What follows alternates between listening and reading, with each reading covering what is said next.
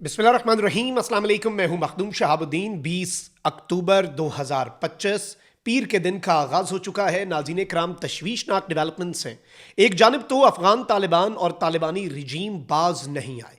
Cease fire agreement और एक bilateral मुआहिदा जो कि कतर और तुर्की की सालसी से हुआ, उस मुआहिदे के बाद उन्होंने जहर उगलना शुरू कर दिया है। और ये जहर सिर्फ बड़कों तक नहीं है, बल्कि पाकिस्तान के लिए अब एक डिसाइसिव मोमेंट है। इसके साथ ही साथ तालिबान हुकूमत बाज नहीं आई। सीज फायर के चंद घंटे बाद ही पाकिस्तान की सिक्योरिटी फोर्सेस पर एक और हमला हुआ है और खून की होली का जो मंसूबा है, और ये इस वक्त जो सूरत हाल बॉर्डर के ऊपर बन चुकी है, और इस वक्त ये जो ड्यूरेंड लाइन और फिर अटक तक अफगानिस्तान की टेरिटरी वाला कट्टा खोल के ये बैठे हैं। अब पाकिस्तान के स्टेट को कुछ बहुत क्लियर कट इंडिकेशंस जो हैं वो मिल चुकी हैं। तो अब कुछ क्लियर कट इकदामात का वक्त भी आ गया है। कमेंट सेक्शन में राय का इजहार जरूर कीजिएगा, वीडियो को लाइक कर लें। कमेंट सेक्शन में आपने पाकिस्तान जिंदाबाद का नारा भी जरूर लिखना है। और जिन लोगों ने चैनल को सब्सक्राइब नहीं किया, उनसे मेरी यह दरखास्त है कि चैनल को भी लाजमी सब्सक्राइब कर लें। नाज़रीन कराम, दोहा के अंदर तुर्की और कतर की सालसी से मुज़ाकरात होते हैं।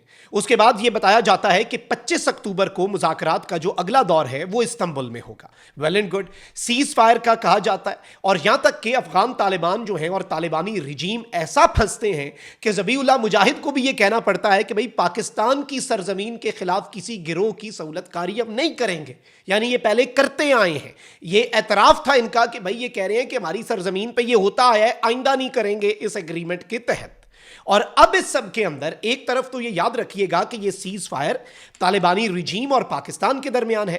टीटीपी ने तो कोई सीज फायर नहीं किया। कल पाकिस्तान की सिक्योरिटी फोर्सेस पर एक हमला हो गया सीज फायर अनाउंसमेंट के बाद। लकी मरवत में गैस पाइपलाइन जो पंजाब की तरफ गैस लेकर जाती है उसे ब्लास्ट किया गया। 2 हमले हो गए, अभी एक और भी हो गया।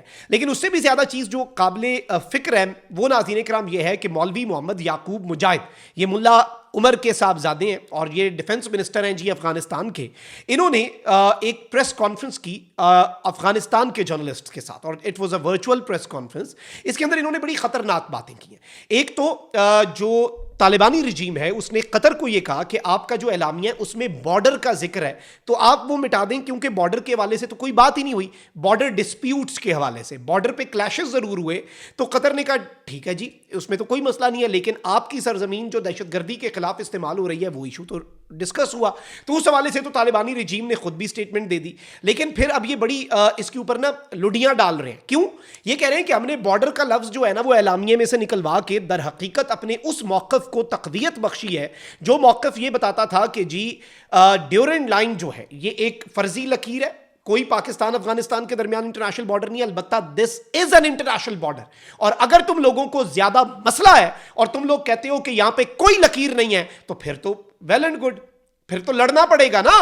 फिर तो लड़ के जो जितनी टेरिटरी ले सका, देयर इज नो बॉर्डर, तुम ये कहते हो। और ऊपर से इनकी दीदा दिलेरी देखें, इनकी हिम्मत देखें। इनका डिप्टी इंटीरियर मिनिस्टर कल आके बोल रहा है दर हकीकत हमारा अटक पुल तक क्लेम है, लेकिन अभी हमारे पास ना वो सिचुएशन नहीं, अभी हम इतने ताकतवर नहीं हुए। जिस दिन हम इतने ताकतवर हुए हम वो जरूर लेंगे। तुम्हारा क्लेम है इस पर, ठीक है। हम तो कहते हैं this is Pakistan Afghanistan international border. और ये जो एक नुक्ता अब इन्होंने नई लुच बीच में तली है ना भारत की ईमा पर, कि पाकिस्तान को यहां पे एंगेज रखें ना, भारत का मंसूबा है, वहां से पैसे ले रहे हैं, मोदी की फौज बने हुए हैं, हिंदुत्वा के नजरियात पे चलने वाले। अजित डोवल ठीक कहता था 10 साल पहले कि भाई किराए के कातिल लेंगे, रिलीजन से इनका कोई लेना देना नहीं, हमारे पास बहुत पैसा है, खरीद लेंगे। अब ये सूरत हाल है। अब इस चीज को आपने समझना है, इस चीज को आपने अंडरस्टैंड करना है कि ये स्टेटमेंट्स इस तरह की क्यों दे रहे हैं। और फिर नाज़रीन कराम ये कहता है कि जी ये जो सारी बॉर्डर की बातें और तमाम तर, अब ये इन्होंने इसलिए कही है कि जी पाकिस्तान को इश्ताल भी दिलाया जा सके। आई पर्सनली थिंक कि अनटिल और अनलेस ये जो इस्तांबुल वाले मुज़ाकरात है ना, उससे पहले पाकिस्तान फरीकैन को और सालिसी कराने वाले, जो नेक नियति से सालसी कराने वाले मुल्क हैं, उन्हें ये कह दे कि भाईजान पहले तो इन्हें कहो कि इंटरनेशनल बॉर्डर को माने। नहीं मानते थे फिर केड़ी डिस्कशन थे, केड़ा सीज फायर। ये कह क्या रहे हैं, इनकी बेचारों की हिम्मत और दीदा दिलेरी और ऑडेसिटी चेक करें। ये कह रहे हैं कि अभी हमें ना फेंटा लगाएं, अभी हम कमजोर हैं, हम ना जब ताकतवर हो गए ना तब हम आपको मारेंगे। जब हमें वापसी ये हुआ कि हमें मार नहीं पड़नी ना, उस वक्त तक आप रुक जाएं और साथ ऐलान भी कर रहे हैं, माफी भी मांग रहे हैं कि अभी सीज फायर कर दो, ये हमारे बंदे हाथ देखो, हमें बहुत मार पड़ी है, हमारा 10 मिनट में सॉफ्टवेयर अपडेट हो गया, लेकिन हमें वक्त दो। जब हमारा हाथ पड़ा, ये इनका मुल्ला उमर का बेटा मुल्ला याकूब और डिप्टी इंटीरियर मिनिस्टर ये कह रहा है कि जब हमारा हाथ पड़ा ना, हम आके तुम्हारे पे हमला भी करेंगे और तुम्हारी सरजमीन पर कब्जा भी करेंगे, लेकिन अभी हमें बख्श दो, अभी हम कमजोर हैं, हमें मौका दो कि हम जरा मजबूत हो जाएं और तुम्हारे साथ ये करें। Look at there audacity. जहन पे इन पे हंसी भी आती है कि इस तरह की स्टेटमेंट्स दे रहे हैं, ये दुनिया में अपना तमस्खर उड़वा रहे हैं। बट पाकिस्तान को एक स्ट्रांग स्टांस लेना पड़ेगा, पाकिस्तान को स्टैंड लेना पड़ेगा, और पाकिस्तान को we need to nip this evil in the bud. जड़ जो है ना, अभी इसकी जड़ है, तो इसे जड़ के अंदर ही मारना पड़ेगा, इससे पहले ये जो जहर है ये मजीद फैले। और अगर ये इंटरनेशनल बॉर्डर को नहीं मानते ना, इनसे एक दफा पूछ ले पाकिस्तान, अभी हम क्यों फिर इंतजार करें तुम्हारे मजबूत होने के, जो कि तुम लोगों के होते हुए आसार भी कोई नजर आ रहा है। प्रॉक्सी बन जाओगे मोदी की, कोई वो तुम्हें 4 पैसे दे के कोई 4 हथियार दे दे, उसका मोदी को डायरेक्ट रफेल भी दे सकता है ना। हद ये है रफेल दे दे, हम उसके रफेल और S-400 गिरा चुके हैं, तुम्हें वो क्या देगा।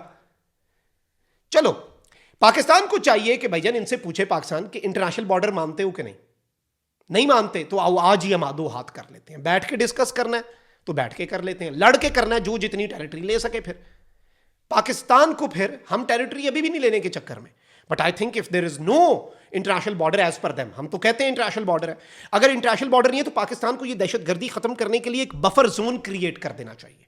पाकिस्तान की साइड पे नहीं, अफगान साइड पे एक पूरी पट्टी जो है, ताकि उसे कंट्रोल किया जा सके और दहशतगर्दी को कंट्रोल किया जा सके। 4 घंटे भीगी बिल्ली बने रहे थे कतर वाले मुज़ाकरात के अंदर, तुम लोग माना है तुम लोगों ने कि भाई हमें फेंटा लगाते हैं, टीटीपी हमें बड़ा प्रॉब्लम है, सुपर पावरों को शिकस्त दी है, 4000 टीटीपी के दहशतगर्दों से डरते हैं ये तालिबानी रजीम वाले, वहां पे ये कह रहे थे ये। अब नाज़रीन करम, एक तरफ ये सब कुछ है तो वहीं दूसरी जानिब टीटीपी जो है वो भी बाज नहीं आ रही, जो कि इन्हीं के साथ है, चट्टे बट्टे हैं इनके। अब हुआ ये है कि एक तो कल आपको पता है गैस पाइपलाइन लकी मरवत के अंदर इन्होंने उड़ाई, फिर नाज़रीन कराम एक और अनफॉर्चुनेट इंसिडेंट हुआ जिसमें सिक्योरिटी फोर्सेस के ऊपर कोलाची डेरा इस्माइल खान के अंदर एक हमला किया गया और जो सिक्योरिटी फोर्सेस का व्हीकल है वो पार्शियली डैमेज हुआ। अब रात को मेरे पास जो खबर आई है वो ये है कि टीटीपी ने बकाखेल पुलिस स्टेशन जो है उसके ऊपर एक और अटैक कर दिया, एंड देयर इंटेंशन वॉज कि यहाँ पे खून की होली खेली जाए, बड़ा नुकसान पहुंचाया जाए, सिक्योरिटी फोर्सेस को निशाना बनाया जाए। इन्होंने नाज़रीन कराम हैंड ग्रेनेड्स का भी इस्तेमाल किया और SMGs जो हैं उनका भी इस्तेमाल किया। हमारी बहादुर पुलिस जो है, उन तमाम तर पुलिस के जवानों को सलाम और अल्लाह ताला उनकी मजीद हिफाजत फरमाए। उन्होंने मौके पर रिटेलिएट किया और जो अटैकर्स हैं टीटीपी के, दे वर फोर्स्ड टू फ्ली, वो भागने पर मजबूर हो गए। लेकिन ये जो एक और अटैक है, टेक्निकली ये सीज फायर अनाउंसमेंट के बाद और तालिबानी रिजीम का ये कहना कि भाई हम जो है ना, हमारा जो इशू है, हमारी सरजमीन से कोई दहशतगर्दी नहीं होगी, हकीकत यह है कि ये एक तरह से टीटीपी के हाथों में यरगमाल है और फिर रॉ और पूरा एक नेटवर्क है ना, फिर पैसा भी इन्वॉल्व है। तो अब कुछ सख्त फैसले लेने का वक्त आ चुका है, एंड आई पर्सनली थिंक कि ये सब कुछ पाकिस्तान को क्लियर कर लेना चाहिए और फिर इस्तांबुल वाले मुज़ाकरात में बैठना चाहिए, क्योंकि सांप जो होता है ना, सांप उसकी खसलत नहीं बदलती। अल्लाह निगहबान, पाकिस्तान जिंदाबाद।